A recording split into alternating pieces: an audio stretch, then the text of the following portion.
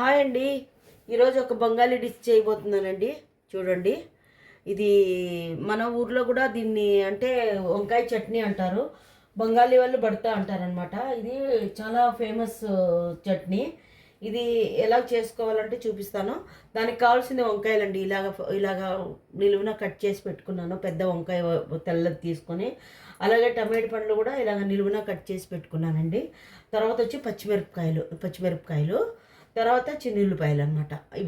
ఇవన్నీ mustard oil వేసి fry చేసుకుందామండి. మస్టర్డ్ ఆయిల్ అయితేనే బాగా టేస్ట్ ఉంటుంది అనమాట. ఓకేనండి.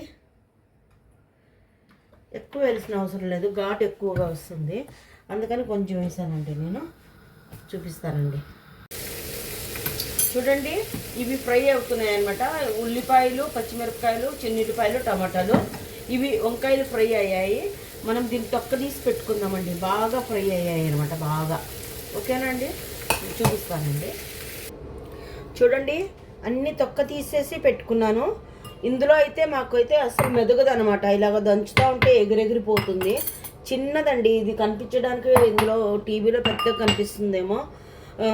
ఇందులో దంచుకుందామండి. ఇది చోపర్ అనమాట. ఇందులో వేసి పచ్చిమిరపకాయలు ఇవి మెదగు అనమాట. ఇందులో చోప్ చేసుకుందాము. ఇవన్నీ చోప్ చేసుకొని లాస్ట్లో కొత్తిమీర వేసి నేను చూపిస్తానండి. చూడండి, ఇలాగైంది. ఎంత బాగుందండి, ఎంత బాగా టేస్ట్ ఉంటుందంటే మనం వంకాయ పచ్చడి చేసుకున్నట్లే ఉంటుంది, కానీ కొంచెం డిఫరెంట్. బెంగాలీ వాళ్ళు ఇలా చేస్తారు కదా, వాళ్ళు చేస్తారనే కాదు, ఇప్పుడు అందరూ చేస్తున్నారు.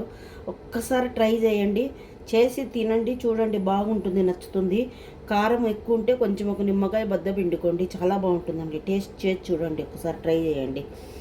పలానా దేశం వల్లే తింటున్నారని ఏం లేదు, ఫుడ్ ఎవరైనా తినచ్చు, కానీ చేసుకొని తింటే అప్పుడు తెలుస్తుంది దాని టేస్ట్ ఏంటి, ఎలాగుంటుంది అనేది. ఓకేనా అండి? ఓకే అండి, థ్యాంక్ యూ.